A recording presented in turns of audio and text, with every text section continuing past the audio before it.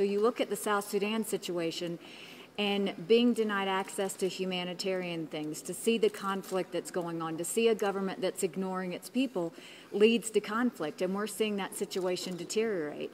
And what happens is when that conflict hits, it also becomes a breeding ground for extremist groups. And that's what we don't want.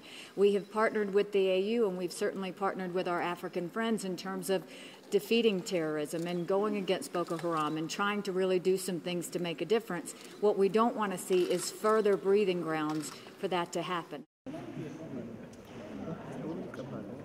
You know, when you look at South Sudan, you have to really think hard before you pull U.S. aid, because President Kiir doesn't care if we pull U.S. aid.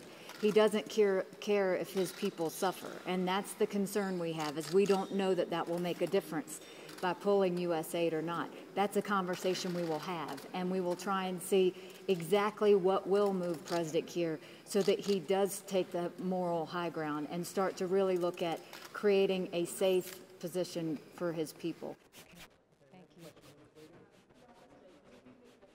We obviously talked about the Democratic Republic of Congo. Very concerned. Situation is deteriorating. There is a constitution. The constitution says that there should be free and fair elections, and we are really hoping that President Kabila does the right thing. That's really what we want to see. And so we're hoping that he will see the legacy for what it is. And a major legacy for him would be to allow for a free and fair election, and for him to move sooner rather than later and not delay the process. I think that's right.